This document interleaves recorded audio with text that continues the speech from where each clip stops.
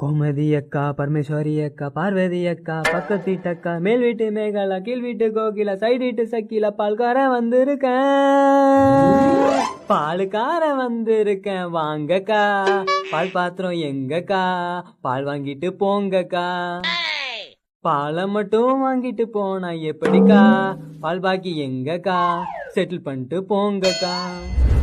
ஒரு நாள் மட்டும் ஒசியில கொடுத்தா குறைஞ்ச போயிடுவேன்.